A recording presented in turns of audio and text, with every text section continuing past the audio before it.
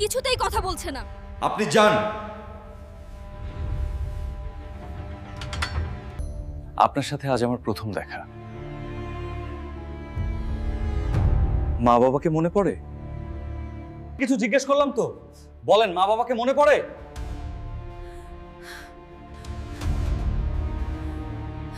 নাম কি? পদ্ম। আমি পদ্মজা। মিস ফাহিমা, দ্রুত এদিকে আসুন।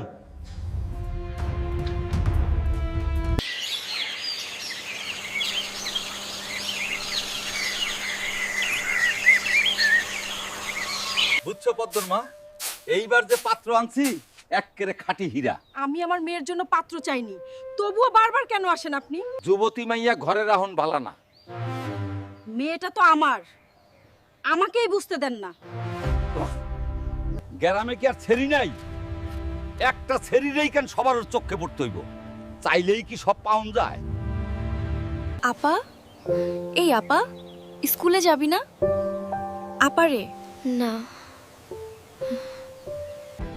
আম্মা, আপা কি স্কুলে যাইবো না? যাইবো কি, যাবে বলবি। পদ্মর শরীর ভালো না, সারা রাত পেটে ব্যথায় কাঁদছে। থাকুক, ঘুমাক, তুই যা। মাথা নিচু করে যাবি, মাথা নিচু করে আসবি। আচ্ছা আম্মা।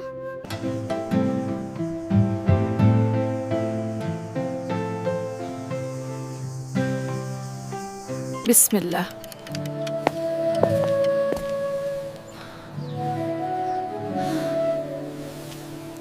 পদ্ম, এই পদ্ম। বেশি দেরি হয়ে গেছে আম্মা। সমস্যা নেই, মুখ ধুয়ে খেতে আয়।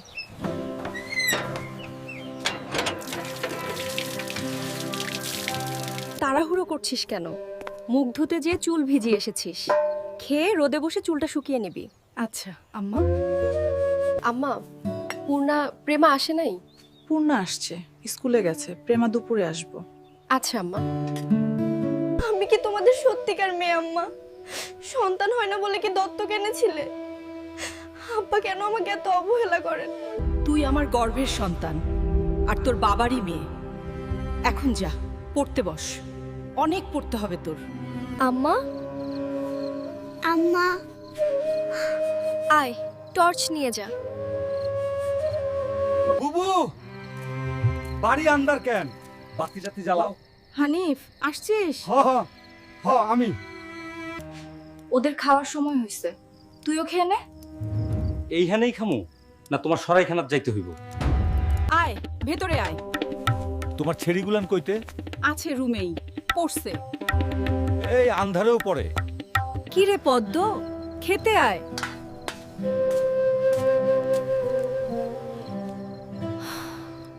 কতবার না করেছি লোকটার পাশে বেশিক্ষণ না থাকতে। তোরা কেন শুনিস না আমার কথা?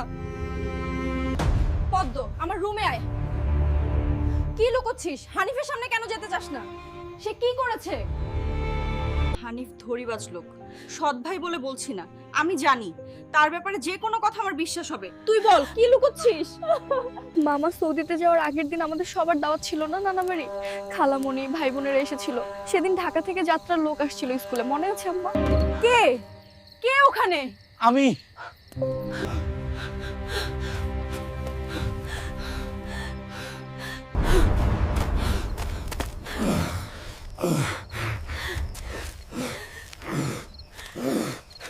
মা আসবেই, আমার খোঁজে আসবে।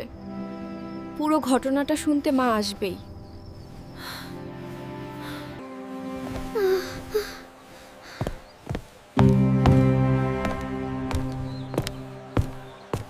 গল্পের পার্ট 2 দেখতে চাইলে প্লিজ লাইক, কমেন্ট আর সাবস্ক্রাইব করবেন।